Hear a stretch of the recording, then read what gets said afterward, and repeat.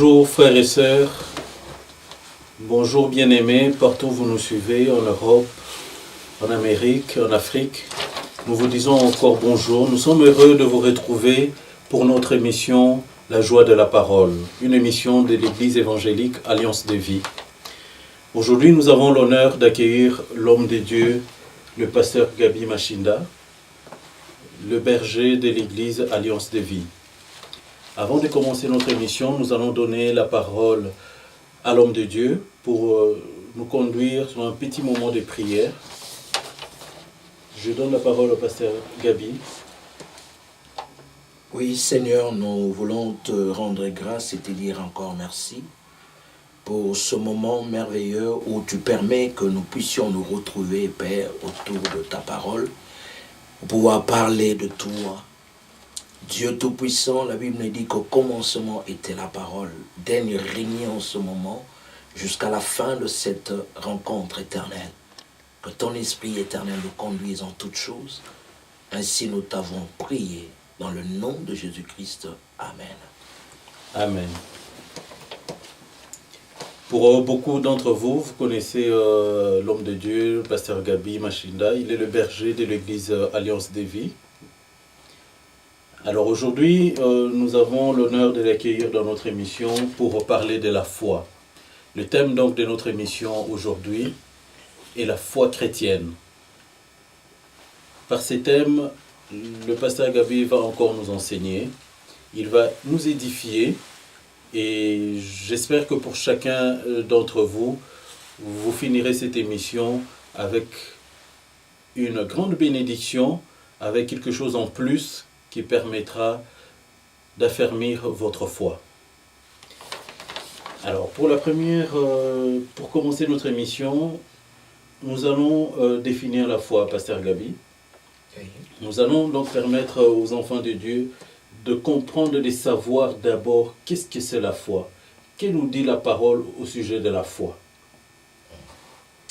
Oui, merci beaucoup et bonjour à tout le monde. Et par la grâce de Dieu, bien-aimés, nous allons essayer de pouvoir parler de la foi dans tous ses aspects.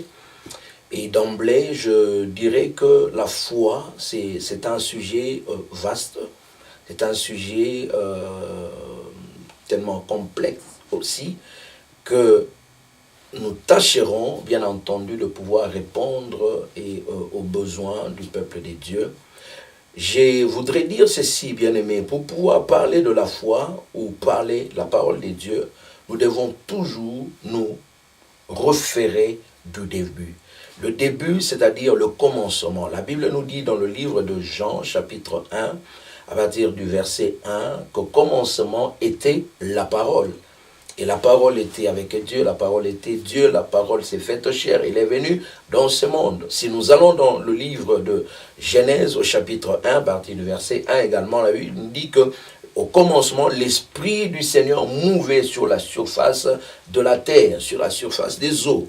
Et là, bien-aimé dans le Seigneur, la Bible nous dit que et Dieu a parlé.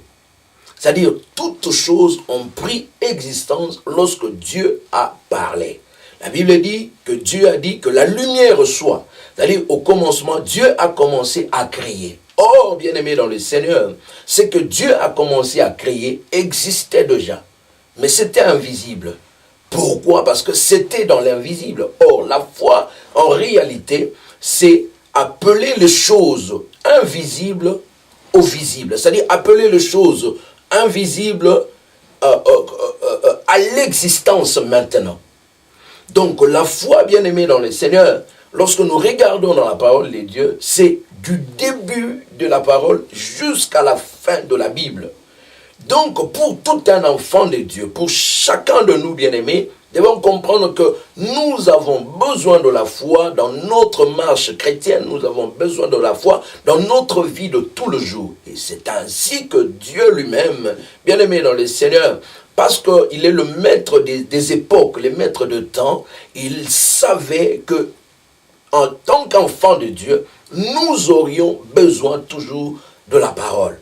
Voilà pourquoi il a disposé la parole de Dieu pour chacun d'entre nous. Or, d'où vient maintenant la foi? Bien-aimé, la Bible nous dit ceci, Dans le livre de Hébreux chapitre 11, le verset 11, le verset 1, si nous pouvons nous le lire rapidement, la Bible nous dit ceci: or, la foi est une ferme assurance de choses qu'on espère, une démonstration de celles qu'on ne voit pas. Alléluia. C'est-à-dire, c'est une ferme assurance de choses qu'on espère avoir. Les choses qu'on espère avoir sont des choses que nous n'avons pas, des choses invisibles par rapport à notre vie, mais que nous avons besoin de les vivre maintenant. C'est ça la foi. Bien-aimés dans le Seigneur, la foi en réalité, donc, quand je disais ici, la foi c'est un sujet vaste, hein. La foi en réalité, c'est un des éléments, qui conduit chaque chrétien jusqu'à la fin de sa vie. Et nous devons comprendre que dans la foi, nous pouvons dire ceci. Je vais toucher un peu ce que nous avons lu tout à l'heure. Je dirais d'emblée également que la foi a quelques éléments aussi en elle-même. La foi a quelques composantes, si je peux le dire ainsi. Donc, il y en a plusieurs. Je dirais par exemple que dans la foi, il faut la connaissance. Dans la foi, il faut ce qu'on appelle la conscience.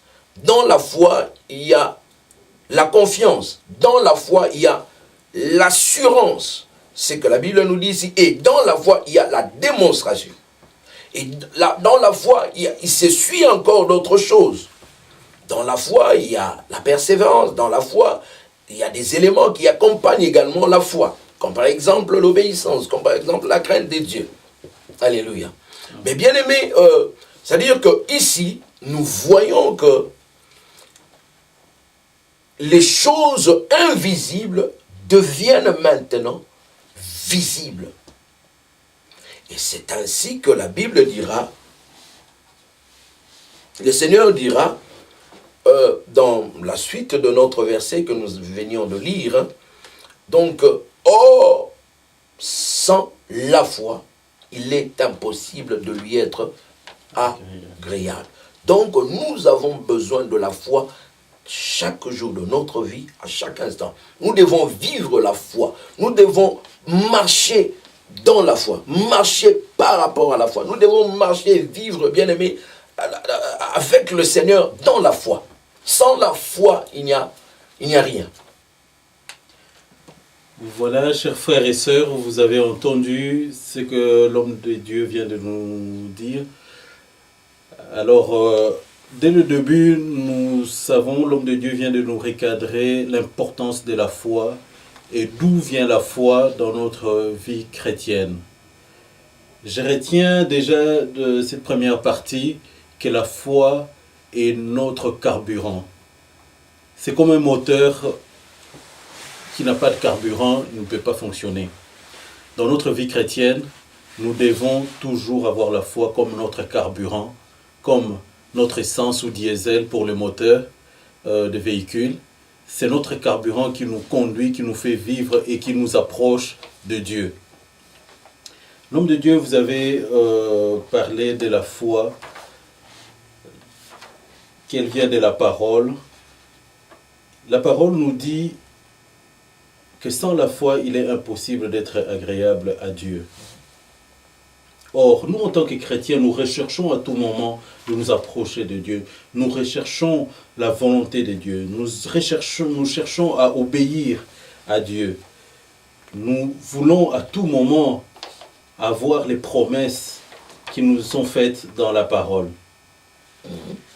Alors, notre question, la deuxième question ici, est de savoir, en tant qu'enfants de Dieu, nous sommes devenus chrétiens, nous sommes devenus enfants de Dieu, mais à partir du moment où nous devenons enfants de Dieu, où nous nous convertissons, nous n'avons pas directement la foi. Nous sommes amenés à un cheminement pour avoir la foi, pour accroître notre foi, pour connaître Dieu et pour avoir accès aux promesses qui nous sont faites dans la parole. Qu'est-ce que vous pouvez dire aux enfants de Dieu au sujet de notre cheminement dans la foi, le cheminement qui nous conduit à asseoir et à affermir une foi chrétienne, une foi ferme dans la parole? Oui, au fait, au verset 2 de chapitre 11, la Bible dit que pour l'avoir possédé, les anciens ont obtenu un témoignage favorable à Dieu. Nous sommes toujours dans Hébreux. Dans Hébreux, chapitre 11, verset 2. Pour l'avoir possédé. Alléluia. Ce qui veut dire que certaines personnes l'ont possédé. Voilà pourquoi ils ont obtenu un témoignage favorable de la part de Dieu. C'est-à-dire, ils ont été agréables par rapport vis-à-vis de Dieu parce qu'ils avaient la foi. Au verset 6, la Bible dit, « Or, sans la foi, il est impossible de lui être agréable, car il faut que celui qui s'approche de Dieu croie que Dieu existe et qu'il est le rémunérateur de ceux qui le cherchent. » Donc là, nous comprenons que, bien aimés dans le Seigneur, nous devons posséder la foi. La possession de la foi, c'est-à-dire avoir la foi. Non seulement avoir la foi, mais la foi aussi, bien aimé, vous devez comprendre que la foi grandit, la foi s'accroît. Alléluia. Amen. La Bible nous dit ceci dans le livre de Romains, chapitre 10, verset 17. Et comment est-ce que nous pouvons comprendre ou vivre la foi? Romains, chapitre 10. Romains, chapitre 10. Oui. Le verset 17, nous irons par là pour comprendre. La Bible nous dit ceci. Ainsi, la foi vient de ce qu'on entend, et ce qu'on entend vient de la parole du Christ. Donc, bien aimé dans le Seigneur, si nous voulons marcher dans la foi, si nous voulons avoir la foi dans notre vie, donc la première des choses que nous avons besoin, c'est d'écouter la voix de Dieu, la parole de Dieu, c'est de pouvoir entendre la voix de Dieu, la parole de Dieu. Car la foi ne peut pas venir d'autre chose. La Bible nous dit. Et ce qu'on entend vient de la parole de Christ. La foi vient de la parole de Dieu. Donc, pour pouvoir avoir la foi, nous devons, bien aimer, méditer la parole. Nous devons, bien aimer, lire la parole de Dieu. Chaque jour de notre vie, c'est ainsi que Dieu, excusez-moi, Dieu dira un jour à Josué, il lui dit dans le livre de Josué, chapitre 1, je crois, il lui dit que ces livres de la loi ne s'éloignent point de toi, médite-le nuit, jour.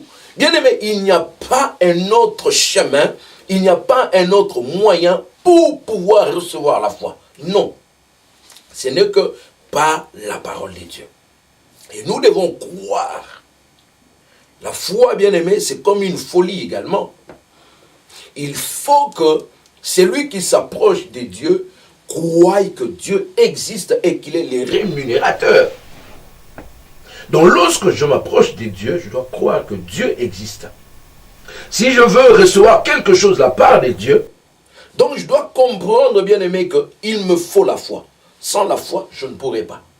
Voilà pourquoi la Bible a dit, pour l'avoir possédé, les anciens ont obtenu un témoignage favorable. La foi vient de la parole de Dieu. Mais je voudrais peut-être ici dire encore une autre chose. Quand je dis la foi vient de ce qu'on entend, mais qu'est-ce que nous entendons à la longueur de la journée? Nous entendons beaucoup de choses. Nous entendons beaucoup de choses, bien aimés, ces choses qui viennent aussi amener une certaine foi dans notre vie. Mais c'est une foi négative. C'est une foi, bien aimé, qui ne va pas être opérationnelle. Or, la foi, bien aimé, comme je disais, la foi, c'est du surnaturel. Voilà. C'est du surnaturel. On appelle ce qui est invisible au visible. Ça, c'est le miracle. Ça, c'est le surnaturel. Enseignement très puissant que nous entendons de l'homme de Dieu, le pasteur Gabi Machinda. J'espère que partout où vous êtes bénis, vous êtes enseignés et que votre foi est fortifiée. Pasteur, puisque nous parlons vous avez parlé de la promesse et vous avez parlé de l'obéissance, nous voulons simplement ici pouvoir situer pour nos frères et sœurs la place de la foi dans la prière.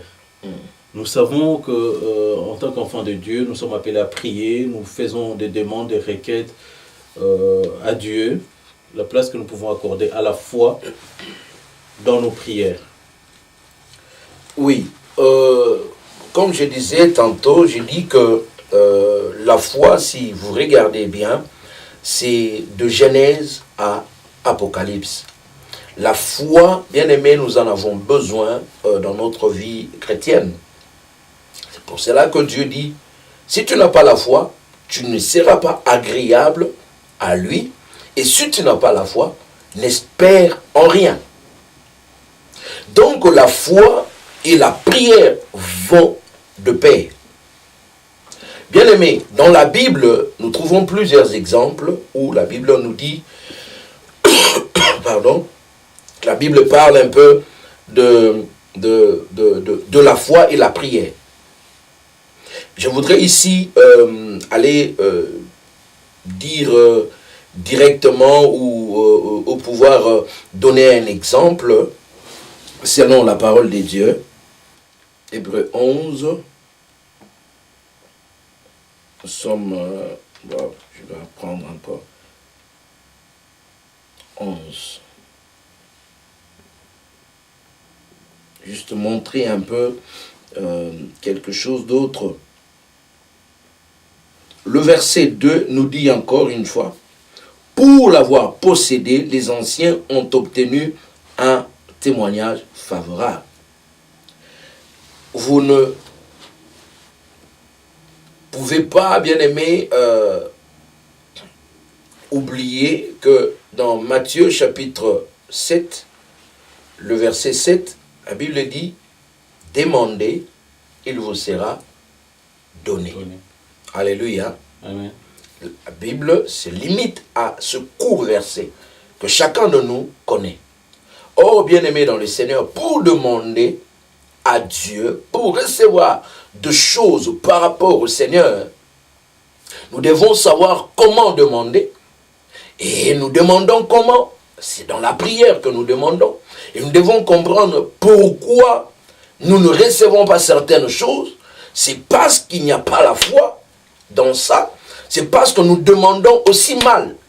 C'est-à-dire, nous pouvons voir une personne aller dans la prière, aller demander peut-être au Seigneur, je ne sais pas quel exemple je pourrais donner là directement, mais la personne demande dans sa prière de choses contraires à la parole de Dieu, par exemple.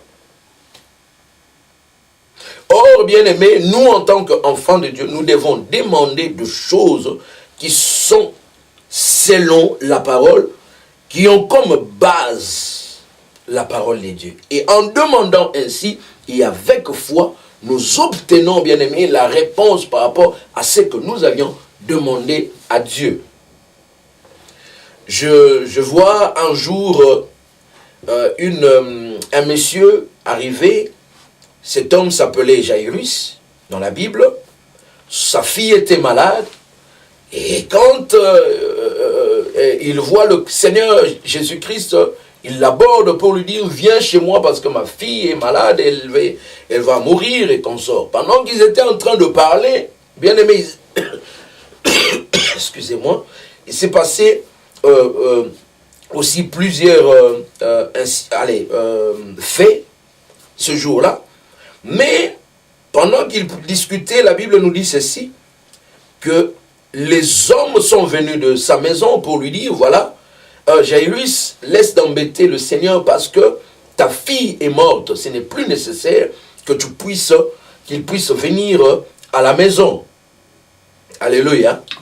Bien-aimé, la Bible dit ceci, que Jésus regardant Jairus, et il dit à Jairus, ne t'en fais pas, j'irai avec toi chez toi. Alléluia. Cela veut dire quoi?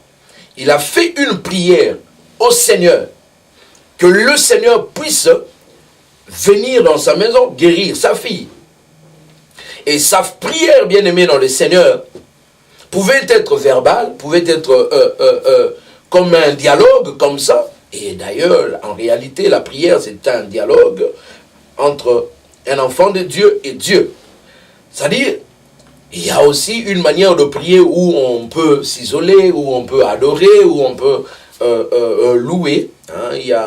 Ça, c'est un autre sujet, en tout cas, concernant la prière. Mais parce que nous parlons de la prière, voilà pourquoi j'essaye un peu de pouvoir lier toutes ces choses. Bien-aimé, Jairus, en parlant ici, il a fait une demande au Seigneur, et sa demande était que le Seigneur vienne chez lui. Il a insisté. Donc, en quelque sorte, il a fait cette demande avec foi. Raison pour laquelle, quand les gens sont venus pour lui dire, n'insiste plus vers le Seigneur parce que ta fille est morte, le Seigneur Jésus a vu en lui qui avait la foi en lui. Voilà pourquoi il lui a dit, non, j'irai avec toi. Et lorsque le Seigneur est arrivé dans sa maison, la Bible dit ceci, il a fait sortir tout le monde. Alléluia. Tout le monde. Pourquoi? Parce que ces gens qui étaient là pendant que la fille était malade, pendant qu'elle était aussi morte, n'avaient plus d'espoir, n'avaient plus de foi. Alléluia. Or, Christ n'a pas besoin de gens comme ça. Christ n'a pas besoin de gens qui n'ont pas de foi. Il a besoin, à côté de lui, qu'il y ait des gens qui ont la foi. Il fait sortir tout le monde, il reste avec et les autres, la famille. Bien aimé, et il pria, la fille est revenue à la vie plutôt. Donc, cette fille était ressuscitée. Le Seigneur a vu la foi dans Jairus. Bien aimé, si nous regardons dans la parole, nous allons comprendre que même dans notre prière, nous avons besoin de la foi. La Bible nous dit ceci, que tout ce que vous demanderez en priant, la Bible dit quelque part que tout ce que vous demanderez en mon nom, la Bible dit quelque part aussi que tout ce que vous demanderez par la foi, c'est-à-dire quoi, bien-aimé dans le Seigneur? Pour recevoir quelque chose, il faut demander par la foi. Il dit tout ce que vous demanderez en mon nom, croyez que vous l'avez reçu et vous le verrez s'accomplir. Je dois croire, c'est-à-dire je dois avoir foi dans ce que j'ai demandé. Même si je n'ai pas vu, même si je ne vois rien. Bien-aimé, tu dois comprendre qu'il te faut la foi pour créer l'atmosphère du miracle dans ta vie. Beaucoup de gens manquent de foi. Beaucoup de gens ne demandent pas bien par rapport à la parole de Dieu, bien sûr. Merci. Parfait, nous sommes bien entrés dans le sujet. Comme vous le savez, c'est un sujet vaste, avec beaucoup d'aspects à aborder. La foi, c'est bien le moteur de notre vie chrétienne, le carburant qui nous permet en tout cas de nous approcher de Dieu et de pouvoir atteindre ses promesses. Et si je peux ajouter ou compléter encore une autre chose par rapport à ce que nous avions dit, par rapport à la prière. La Bible nous dit ceci, que Élie était un homme de la même nature que nous. Alléluia. Ouais. Donc, il est arrivé un jour dans sa vie, il a prié, bien-aimé. La Bible dit que le ciel était fermé pendant 3 ans et demi. Donc, la pluie n'est pas tombée. Parce que Élie a prié. Il pouvait avoir faim, il pouvait avoir soif, bien-aimé, comme toi et moi. Mais à cause de la foi, à cause de sa prière qui était accompagnée de la foi. Lorsque vous avez la foi, bien-aimé, savez que vous pouvez toucher beaucoup de choses. Vous pouvez changer beaucoup de choses. Vous pouvez créer le miracle, bien-aimé, à cause de la foi. Et Élie l'a fait. Quelque part aussi, nous voyons Josué, quand ils arrivent avec les enfants d'Israël en Gabaon, et là, la Bible dit que le combat était tellement intense que Josué va prier, dans Josué, je crois, chapitre 10, chapitre 9, Josué va prier, bien-aimé, il va demander au Seigneur, il va dire au soleil et à la lune de s'arrêter à Gabaon. Et la Bible me dit que la parole de Josué s'est accomplie ce jour-là. Et le soleil s'était arrêté à Gabaon. Et la lune également ne s'était pas déplacée. Donc nous voyons qu'il y a eu des gens, il y a eu des hommes, à cause de la foi qu'ils pouvaient avoir.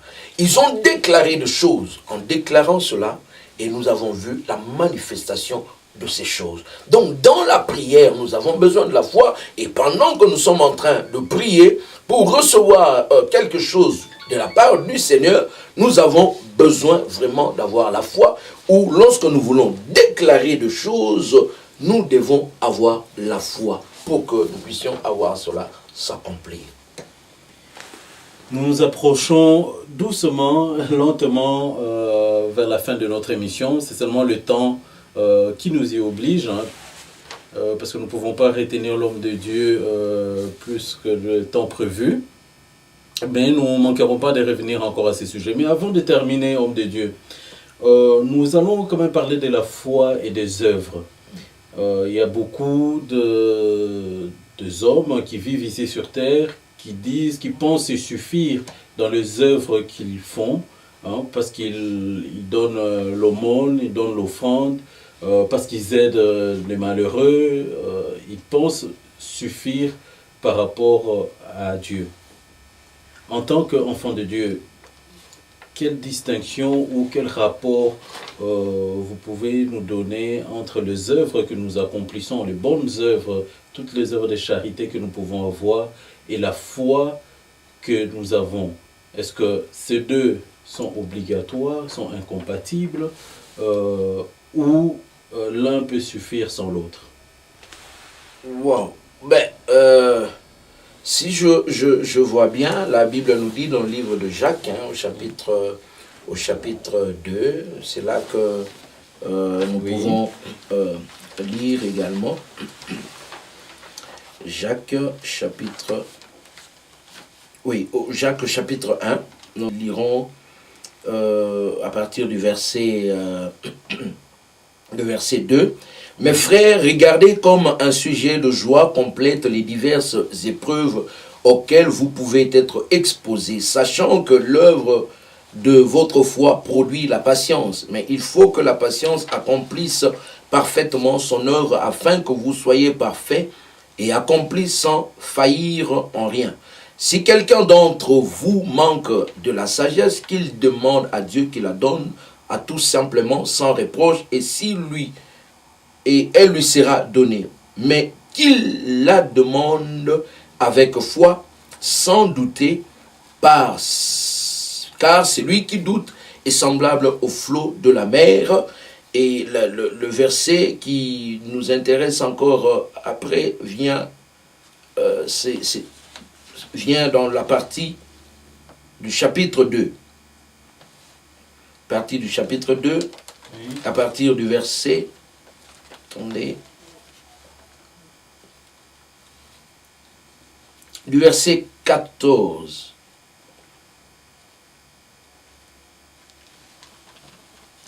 La Bible dit, mes frères, que sert-il à quelqu'un de dire qu'il a la foi s'il n'a pas les œuvres? La foi peut-elle le sauver? Si un frère ou une sœur sont nus et manquent de la nourriture de chaque jour, et que l'un d'entre vous leur dise, allez en paix, chauffez-vous et vous rassasierez. Vous rassasiez. Et que vous ne leur donniez pas ce qui est nécessaire au corps, à quoi cela sert-il? Il en est ainsi de la foi. Si elle n'a pas les œuvres, elle est morte en elle-même. Mais quelqu'un dira, toi tu as la foi et moi j'ai les œuvres. Montre-moi ta foi sans les œuvres et je te montrerai la foi par mes œuvres. Tu crois qu'il y a un seul Dieu? Tu fais bien. Les démons le croient aussi et tremblent. Veux-tu savoir, ô homme vain, que la foi sans les œuvres est inutile? Abraham, notre père, ne fut-il pas justifié par les œuvres lorsqu'il offrit son fils Isaac sur l'autel? tu vois que la foi agissait avec les œuvres et que par les œuvres, la foi fut rendue parfaite. Ainsi s'accomplit ce que dit l'Écriture, Abraham crut à Dieu et cela lui fut imputé à justice et il fut appelé ami de Dieu. Bien-aimé, c'est-à-dire ici quand on parle de la foi et des œuvres, la Bible dit qu'Abraham fut appelé ami de Dieu à cause de sa foi et des œuvres par la suite. Il ne s'agit pas ici des œuvres de la loi, d'après ce que j'ai compris par rapport à votre parole ou à votre question. Il ne s'agit pas des œuvres de la loi, c'est-à-dire qui étaient liées à un certain moment pour les enfants d'Israël. Ils ont reçu de la part du Seigneur la loi via Moïse, bien-aimé, ou je pourrais dire une de ces lois que Dieu a dit, tu ne tueras pas, par exemple, tu ne mentiras pas, tu adoreras ton Dieu, le seul et l'unique. Et bien-aimé, c'est-à-dire que ici, la Bible est en train de parler de la foi accompagnée des actes, accompagnée des actions. C'est-à-dire, j'ai cru à la parole maintenant, et je dois pouvoir maintenant poser des actes ou faire des œuvres qui marchent avec cette parole de foi que j'ai reçue. On nous parle ici d'Abraham. Abraham n'a pas douté. Alléluia. Amen. Abraham n'a pas douté. Abraham a reçu la parole de Dieu. Dieu lui fait la promesse que voilà, je te donnerai Isaac. Il avait à cette époque-là, dans les 75 ans, et l'accomplissement maintenant de ce que Abraham a entendu de la part du Seigneur devait maintenant arriver dans plus de 20 ans. Donc Abraham devait attendre cela, a attendu cela jusque lorsqu'il est arrivé dans une centaine d'années. Bien aimé, la Bible dit que Abraham a posé des actes de foi vis-à-vis de la parole du Seigneur. Dieu lui dit ceci, par exemple, Abraham, tu vas quitter ta patrie. Abraham entend la parole de Dieu, il pose un acte. Il pose, c'est ça, ce sont les œuvres là. Et ici, il est écrit,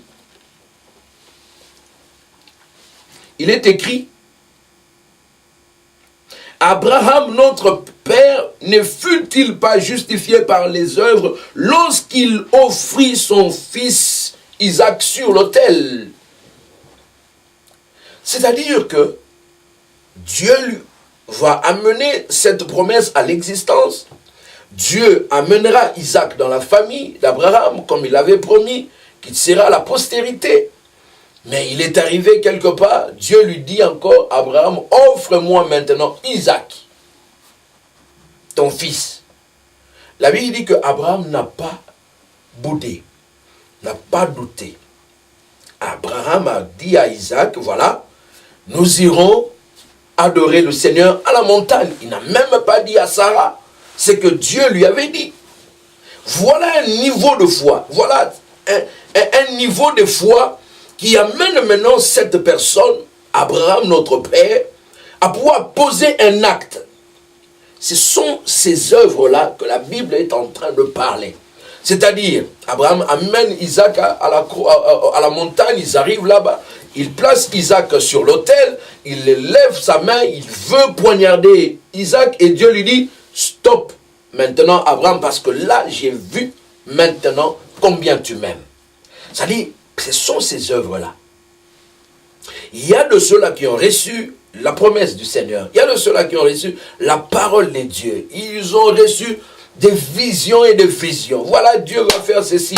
Tu es peut-être stérile, tu ne te maries pas, tu n'as pas de travail. Il faut poser maintenant des actes de foi. J'ai vu, j'ai entendu, bien-aimé dans le Seigneur, de ceux-là qui étaient stériles, qui ont cru en la parole de Dieu. La Bible dit que dans ma maison, il n'y aura ni femme stérile, ni femme qui avorte. Bien-aimé, il y a de ceux-là qui sont restés aussi dans la stérilité plusieurs années.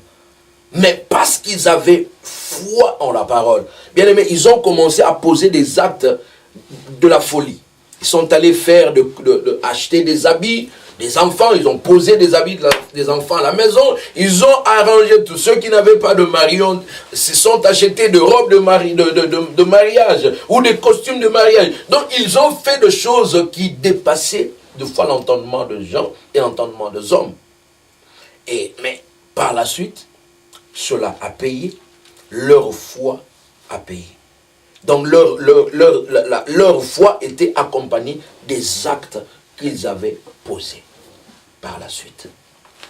Voilà pourquoi la Bible dit que Abraham a été justifié à cause de sa foi et des œuvres qu'il avait posées. Parole qui nous fortifie énormément. Je pense que vous êtes bénis, vous qui nous avez suivis, vous qui nous suivez régulièrement. N'oubliez pas de vous abonner à la chaîne Alliance TV sur YouTube qui vous permettra alors d'être averti chaque fois qu'il y aura une nouvelle émission.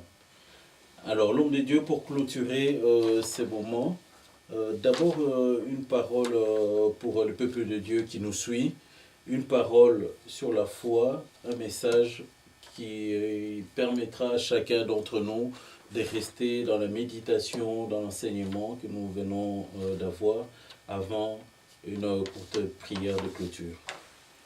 Oui, ce que je voudrais ici dire brièvement, si Dieu le permet, c'est que vous devez comprendre, enfants de Dieu, que nous avons besoin de la foi. Abraham, bien-aimé, a reçu la promesse, bien qu'il était vieux, bien qu'il est arrivé dans sa faiblesse physique, mais il croyait toujours en la promesse de Dieu. Bien-aimés dans le Seigneur, il y a de ceux-là qui combattent aussi la foi. Il y a aussi des obstacles à la foi, comme nous l'avons vu ici dans le livre de Jacques. La Bible dit que celui qui demande quelque chose sans douter, il le recevra. Bien-aimé, le doute, c'est vraiment aussi un principal adversaire ou ennemi de la foi. Donc le doute, si tu as le doute, bien-aimé, tu ne recevras rien de la part du Seigneur.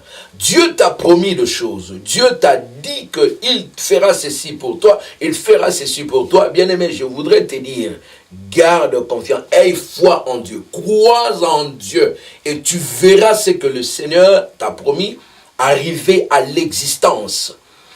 La Bible nous dit ceci, bien-aimé, que mon peuple périt faute de connaissance.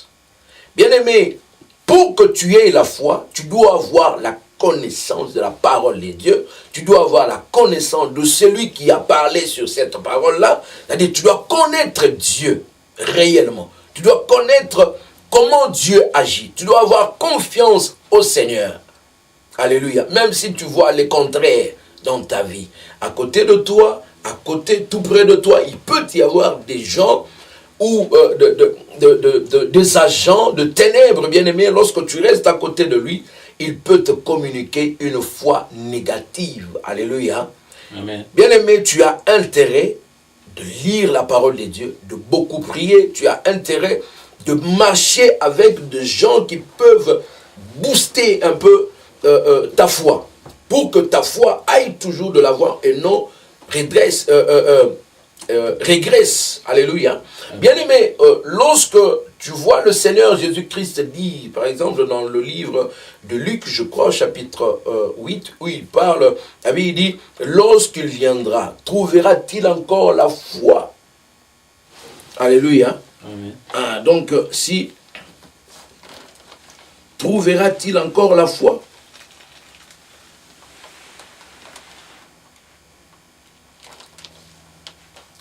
Luc 18, je crois.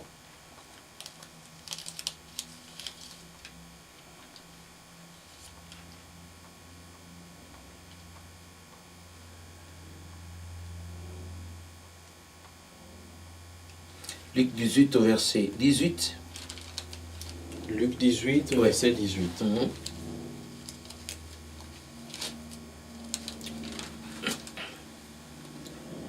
Luc 18, Verset 8 plutôt. Verset 8. Oui. La parole dit, « Je vous l'ai dit, il leur fera rapidement justice. Mais quand le Fils de l'homme viendra, trouvera-t-il la foi sur la terre ?» Oui. Donc, quand le Fils de l'homme viendra, trouvera-t-il encore la foi sur la terre? C'est-à-dire quoi, bien-aimé dans le Seigneur? Le Seigneur se pose une question. Est-ce qu'il y aura encore la foi à la fin lorsque lui, il viendra?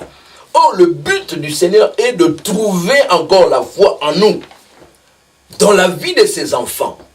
Mais vous devez comprendre, comme je disais, que les diables travaillent aussi pour que la foi ne soit plus, pour que la foi s'affaiblisse, pour que nous puissions avouer, que nous n'ayons plus la foi. Mais comment il le fait? Il va combattre, bien-aimé dans le Seigneur, que tu ne pries pas, que tu ne lises pas, que tu ne médites pas la parole de Dieu. Or, la foi vient de la parole. Bien-aimé, même si les apôtres ont à un certain moment demandé à Jésus, augmente-nous la foi. Alléluia, dans leur prière. C'est bien de le demander parce qu'en toi-même, tu ne le peux pas. Or, bien-aimé, la prière ne peut pas augmenter ta foi. Mais la prière te permettra de lire la parole. Et en lisant la parole de Dieu, c'est là que la parole commencera à augmenter, à prendre de l'espace en toi. Et c'est comme ça que la foi, ta foi s'augmente. C'est comme ça que ta foi grandisse. Mais pour maintenant aller finir, quand la Bible dit, trouvera-t-il la foi? Vous devez comprendre, bien-aimé dans le Seigneur, que le diable travaille pour que la foi disparaisse. Je sais que tu attends de choses de la part du Seigneur. Je sais que le Seigneur Jésus-Christ, lui qui a donné sa vie à la croix pour toi, bien-aimé dans le Seigneur, est toujours derrière sa parole pour pouvoir l'accomplir. La femme qui avait la perte de sang, bien-aimé, ce jour-là, elle s'est dit en elle-même, si je ne puis toucher que le bord de son vêtement, je serai guéri. Elle avait la foi. Lorsque, bien-aimé dans le Seigneur, Bartimée a entendu les bruits, il demande, mais c'est qui? On lui dit que c'est Jésus-Christ. Et Bartimée a crié directement, Fils de David, aie pitié de moi. C'est-à-dire, il a cru en Jésus directement, malgré qu'on était en train de l'empêcher. Il y avait des obstacles tout autour de lui. Que le doute, bien-aimé dans le Seigneur, ne puisse pas, que le manque de connaissance ne puisse pas, bien-aimé dans le Seigneur, t'empêcher de vivre le miracle dans ta vie. Crois au Seigneur Jésus-Christ et tu verras la gloire de Dieu.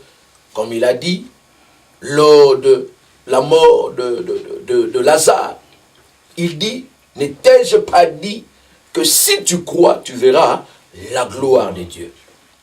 Il faut croire jusqu'à la fin. Il faut croire, persévère, et le Seigneur te donnera ce que tu as besoin. Et si tu as un problème, bien-aimé, si tu as une difficulté quelconque, maintenant je vais prier pour toi. C'est que je vais simplement te demander d'activer ta foi là où tu es. Et tu verras que le Seigneur est encore capable de te donner un miracle aujourd'hui. Nous prions. Seigneur, je voudrais te rendre grâce et te dire merci. Toi qui nous as assistés pendant ce moment, ô le Dieu vivant. Merci, Père de gloire, pour ce moment. Laisse, mon Dieu,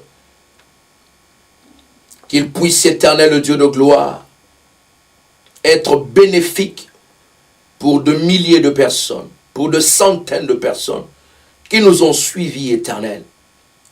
Père, je viens maintenant avec mon frère et avec ma sœur, puisque nous avions parlé de la foi, éternel Dieu.